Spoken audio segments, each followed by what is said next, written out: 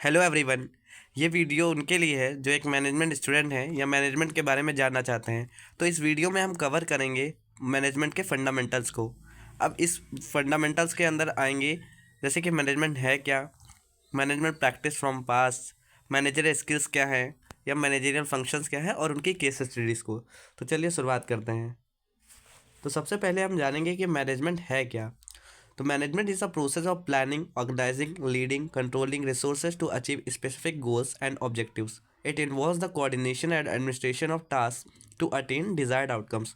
मतलब मैनेजमेंट एक ऐसे प्रोसेस है जिसमें हम प्लान करते हैं, फिर ऑर्गेनाइज करते हैं, फिर उसको लीड करके जो हमारे पास रिसोर्सेज है उनको कंट्रोल करते हैं, और इन सारी चीज़ों को मिला करके हम जो स्पेसिफिक गोल हमने सेट किया होता है या हमारा ऑब्जेक्टिव होता है उसको अचीव करते हैं। और ये प्रॉपर होता है कोऑर्डिनेशन और एडमिनिस्ट्रेशन के थ्रू, जो हमने डिसाइड किया होता है किसी भी गोल्स या अपने प्लान को अचीव करने के लिए। इसके बाद आता है कि कैसे मैनेजमेंट प्रैक्टिसेस जो है इवॉल्व हुई हैं फ्रॉम द पास्ट। तो मैनेजमेंट एक डिसिप्लिन की तरह जो है वो बहुत ही स्ट्रेटेजिकली वो इवॉल्व हुआ है ओवर टाइम। तो चलिए हम कुछ की मैनेजमेंट प्रैक्टिसेस को देखते हैं जो पास से टिल नाउ परफॉर्म की जा रही हैं। तो सबसे पहले जो मैनेजमेंट प्रैक्टिस है वो है साइंटिफिक मैनेजमेंट प्रैक्टिस, जो दी गई थी फ्रेडरिक टेलर के द्वारा अर्ली 20th सेंचुरी में। तो टेलर ने इंट्रोड्यूस किया था idea of optimising work process for maximum efficiency, यानी इन्होंने दिया था आइडिया कि कैसे हम वर्क को ऑप्टिमाइज़ कर सकते हैं जिससे हम उसको मैक्सिमम इफ़िशियंसी से परफॉर्म कर सकें। और इसी के अंदर उन्होंने कॉन्सेप्ट दिए थे टाइम स्टडीज़ का या स्टैंडर्ड टास्क का। एडमिनिस्ट्रेटिव थ्योरी की बात करें तो ये हेनरी फयोल ने जो है वो दिया था। फयोल ने आउटलाइन किया थे 14 प्रिंसिपल ऑफ मैनेजमेंट। अब उन 14 प्रिंसिपल्स के अंदर आते हैं division of work, authority and responsibility, unity of command, जो आज भी रेलेवेंट है। ह्यूमन रिलेशंस मूवमेंट की बात करें जो अल्टन मायो के थ्रू मैनेजमेंट प्रैक्टिस परफॉर्म की जाती थी। तो मायो ने स्टडीज़ किया था हाउसबोर्न प्लांट, जो इम्पोर्टेंस शो करता है ह्यूमन फैक्टर्स की प्रोडक्टिविटी में अंदर। अब उन्होंने ह्यूमन फैक्टर्स को जो है एम्फेसाइज किया था किसके थ्रू, मोटिवेशंस के through, team work and employee satisfaction के थ्रू। तो ये जो फंडामेंटल थ्योरीज थी वो स्टिल जो है इन्फ्लुएंस करती हैं मॉडर्न मैनेजमेंट प्रैक्टिसेस को, और उनके साथ ब्लेंड करके फोकस करती हैं कि कैसे पीपल जो है वो इनोवेट कर पाए और सक्सेसफुली जो है वो मैनेजमेंट को परफॉर्म करें। तो मैनेजरी स्किल्स हैं जो बहुत इंपॉर्टेंट रोल प्ले करनी है मैनेजमेंट में। तो एक सक्सेसफुल मैनेजर बनने के लिए एक मैनेजर को जो है वो 3 कोर मैनेजर स्किल्स हैं जो मास्टर करनी होती हैं। उन 3 स्किल्स में पहली जो स्किल है वो है टेक्निकल इशू। अगर कोई मैनेजर है तो जॉब स्पेसिफिक स्किल जो है उसके अंदर होना जो है बहुत इंपॉर्टेंट है। जैसे कि एक मार्केटिंग मैनेजर है तो उसको अंडरस्टैंडिंग होनी चाहिए कि कैसे डिजिटल एनालिटिक्स को परफॉर्म किया जाए, क्या मार्केट का बिहेवियर है, या कैसे मार्केट के अंदर जो है वो ट्रेंड इंटैक्ट है।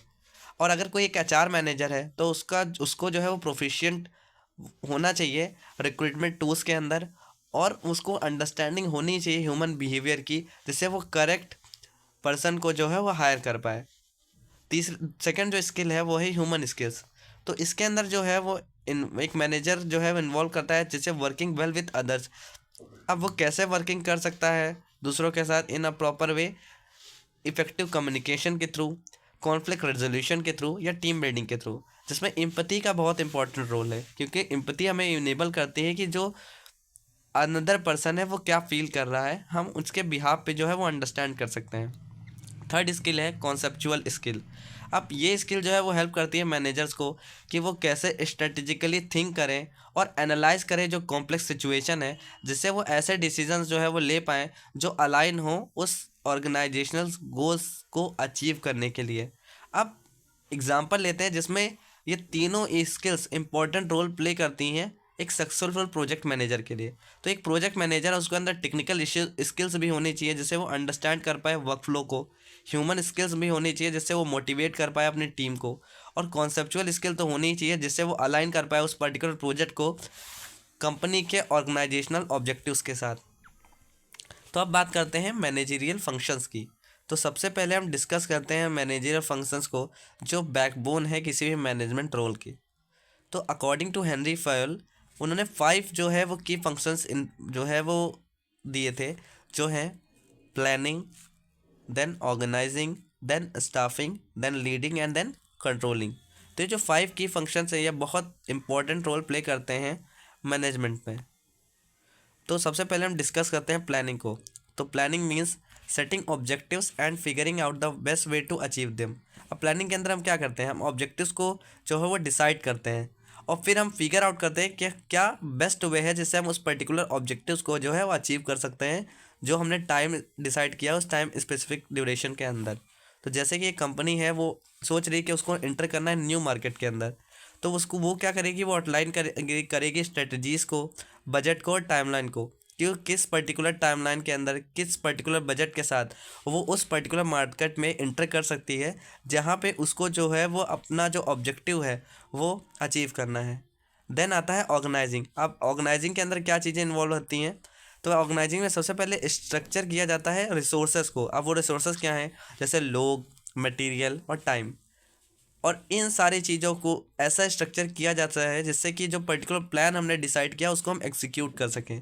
अब इसके अंदर क्या आता है कि हम छोटे छोटे टास्क को जो है असाइन करते हैं, फिर उन टास्क को डिवाइड करने के बाद एक पर्टिकुलर टास्क को डिवाइड करके पर्टिकुलर लीड को हम अथॉरिटी देते हैं कि उसको वो कंप्लीट कर सकें, जिससे पर्टिकुलर वर्कफ्लो एक साथ मिलके जो प्लान डिसाइड हुआ है, जो ऑब्जेक्टिव है कंपनी का, उसको अचीव करने में हेल्प करे।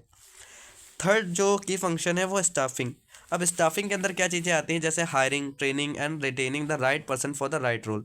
यानी सबसे पहले हम हायर करें, फिर उनको हम ट्रेन करें, फिर असेसमेंट के थ्रू हम रिटेन करें कि कौन ऐसा पर्सन है जो हायरिंग करने के बाद, ट्रेनिंग लेने के बाद कंपनी के जो रोल है उसमें फिट बैठता है और उसको परफॉर्म कर सके। जैसे कि think of Google's innovative hiring practice, एक ग्रेट एग्जांपल है स्टाफिंग डन राइट। तो आज के समय में गूगल की जो स्टाफिंग या हायरिंग प्रैक्टिस है वो एक बहुत अच्छा एग्जांपल है स्टाफिंग का। फोर्थ जो की फंक्शन है वो लीडिंग। अब लीडिंग के अंदर आता है motivating and inspiring the team to achieve their best, कि कैसे एक मैनेजर जो है वो मोटिवेट करता है, इंस्पायर करता है अपनी टीम को, जिससे वो अपना बेस्ट दे पाएँ और कंपनी का जो गोल है, जो ऑब्जेक्टिव है, उसको अचीव करने में हेल्प कर पाएँ। अब इसके अंदर एक मैनेजर के अंदर का क्वालिटी होनी चाहिए जिससे वो सक्सेसफुली लीड कर सके या गुड लीडर बन सके उस पर्टिकुलर टीम के लिए। तो उसके अंदर एक इफेक्टिव कम्युनिकेशन स्किल होनी चाहिए, डिसीजन मेकिंग जो है पावर होनी चाहिए, और एक पॉजिटिव वर्क कल्चर जो है वो होना चाहिए। कंट्रोलिंग की बात करें तो कंट्रोलिंग के अंदर आता है monitoring progress, evolutive outcome, making adjustment. अब कैसे हम मॉनिटर करते हैं जो प्रोग्रेस हुई कंपनी की, कि किन की क्या क्या वो चीज़ें थी जिन्होंने हेल्प की है कि कंपनी को प्रोग्रेस जो है वो गेन करने में। देन इवोल्यूएट करें कि क्या उसका आउटकम रहा या क्या हो सकता था, और उसके अकॉर्डिंग जो कंपनी के ऑब्जेक्टिव्स हैं उनको अचीव करने के लिए क्या एडजस्टमेंट जो है वो करनी होगी। तो सबसे पहले एक एग्जांपल लेते हैं जिसमें मार्केटिंग टीम जो यूज़ करती है एनालिटिक्स का मेज़र करने के लिए कि उन्होंने जो कैंपेन किया है उसको सक्सेसफुल होने के लिए क्या स्ट्रेटजीज़ की ज़रूरत है। तो ये जो फंक्शंस हैं ये साथ में इंश्योर करते हैं कि जो ऑर्गेनाइजेशनल गोल्स हैं वो इफ़िशिएंटली और इफ़ेक्टिवली मेट किए जाएं, जिससे कंपनी ने जो ऑब्जेक्टिव सेट किया है उसको अचीव किया जा सके सक्सेसफुली और कंपनी को जो है वो प्रोग्रेस हो। अब केस स्टडीज़ की बात करें तो कुछ कॉन्सेप्ट हैं रियल लाइफ वर्ड से। जैसे कि एप्पल की बात करें तो स्टीव जॉब्स जो थे वो एक्सपर्ट थे प्लानिंग और लीडिंग पे। तो उसी प्लानिंग और लीडिंग की क्वालिटी के साथ उन्होंने क्रिएट किया विज़न इनोवेशन के, जिसके थ्रू उन्होंने ट्रांसफॉर्म कर दिया टेक इंडस्ट्री को, और वो ट्रांसफॉर्मेशन तो हम आज तक देख रहे हैं। अब बात करें स्टारबक्स की, तो स्टारबक्स एक बहुत बड़ा एग्जांपल है स्टाफिंग एंड लीडरशिप का, क्योंकि उन्होंने इन्फोसाइज किया एम्प्लॉयज़ की ट्रेनिंग के ऊपर, और उन्होंने इनेबल किया कि कैसे जो उनके एम्प्लॉयज़ हैं वो फोकस करें कस्टमर फोकस कल्चर पे, कस्टमर सेंट्रिक हो। ये जो कंपनीज हैं ये डिमॉन्स्ट्रेट करती हैं कि कैसे हम अप्लाई कर सकते हैं मैनेजमेंट प्रिंसिपल को, जिससे हम सक्सेस को ड्राइव कर पाएँ। मैनेजमेंट एक आर्ट भी है और एक साइंस भी, एंड जो मैनेजमेंट है या जो फंडामेंटल्स हैं इनको मास्टर करके हम एक सक्सेसफुल मैनेजर या प्रॉपर मैनेजमेंट को परफॉर्म करने के लिए इनेबल कर सकते हैं या हम उसको परफॉर्म कर सकते हैं। तो वीडियो को देखने के लिए थैंक यू। प्लीज़ अगर आपको वीडियो पसंद आया हो तो वीडियो को आप लाइक, शेयर एंड सब्सक्राइब जरूर करें। Thank you for watching. Please like, share and subscribe.